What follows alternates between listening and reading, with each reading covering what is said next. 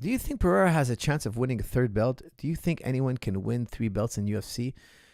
Do you mean a third division? No, I don't think he can win heavyweight. No, hell no. No, he won't go near heavyweight. But if you mean getting a title at 205, would that make it his third belt? Like winning three championships?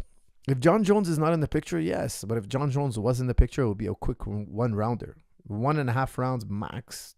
2 rounds at best on Pereira's best day. The fight wouldn't last long. I don't think it will go outside of a round.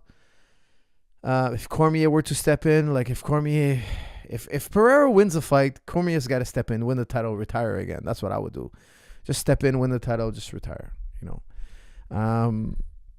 He beat Blachowicz. It was controversial, but he beat Blachowicz. He beat Jiri. Glover is his friend, so he's not going to fight Glover. I mean, he could potentially win a 205 title. Slam coach Ken, not interim. We're not talking about interim. We're talking about no, guys. I heard the Henry Cejudo said interim titles don't mean anything. I disagree with him. I shouldn't say that what I just said. Alex Pereira is the interim champion. That's an official championship. He is the champion of the world.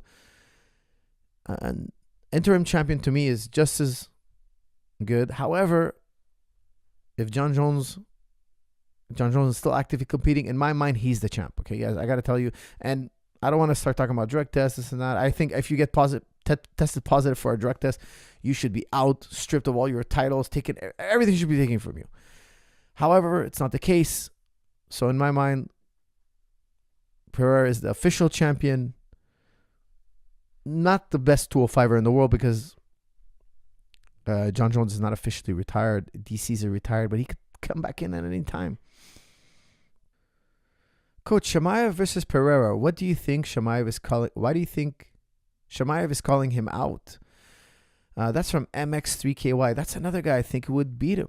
I think Chimaev could beat him in a 5-rounder. He'll take him down. He'll just keep him down. He'll take his back. He'll eventually sub him.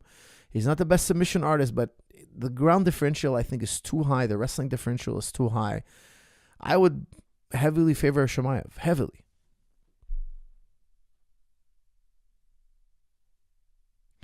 I don't hate Pereira's chances at heavyweight, actually. That's from Fezzi.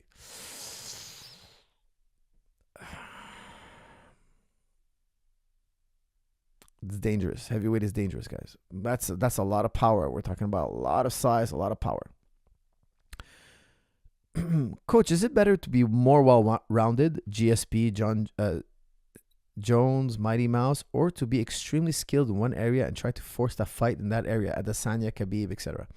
That's a Chance Moreno. I think you should be well-rounded, and one thing, you're the best at one thing, but you have to be well-rounded because you're fighting so many different type of fighters. So you have, imagine it's your first fight in UFC. You're fighting a guy who's really, really good at the clinch. Like he's a Greco guy. He's going to hold you, collar tie you, uppercut you.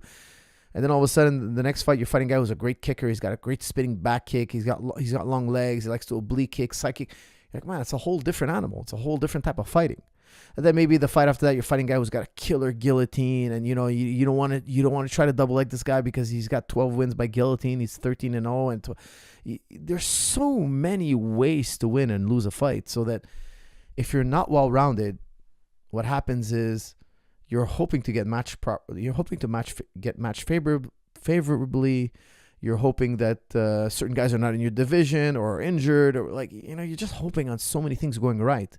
But when you're well-rounded, you could always now funnel the fight where you want. You always have a hope or a chance or an ability, I should say, to kind of funnel the fight in a certain direction. Because if you're too specific, like Pereira is very specific in his wrestling and jiu-jitsu. I don't think, a few good wrestlers get him on the ground a few times. It could be a wrap. There's an easy way to beat Pereira, even though most guys can't do it.